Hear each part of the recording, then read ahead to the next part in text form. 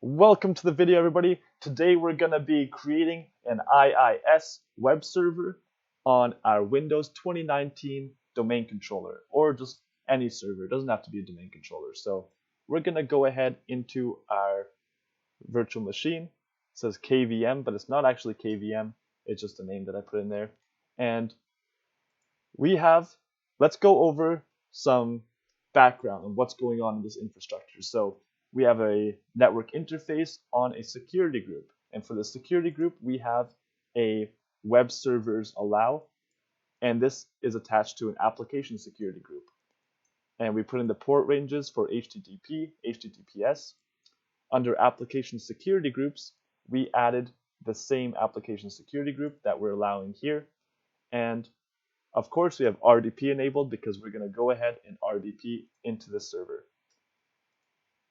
Download the RDP file, hit connect, use whatever the credentials are.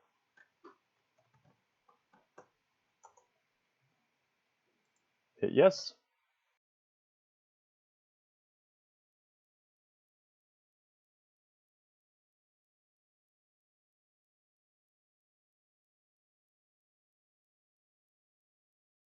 And now we're going to install the IIS service. So go under Manage, Add Roles and Features, hit Next, Next, Next. And under Server Roles, we're going to go down and add Web Server. Hit Next.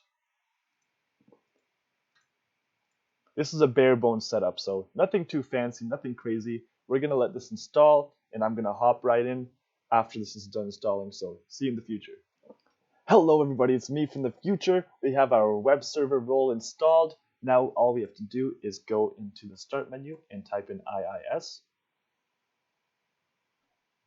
You can open it up here, or you can type in run and type in iNet Manager.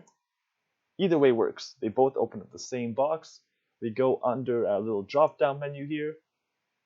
We're going to click websites, add website.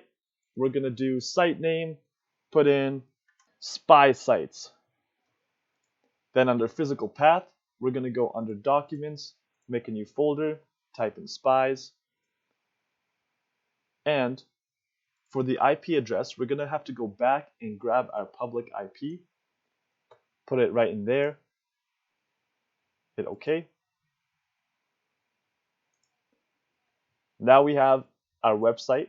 And if we click Browse Website, we have our website right here, our IIS Windows Server viewable in the browser. So if we can see if we can do that outside of our RDP, like on my personal computer, it's working. So that's just a quick, easy lab video. Nothing too fancy, nothing too crazy. Hope you learned something today. Hope you found some value in what I had to say. And I'll see you guys on the next video. Thanks for watching.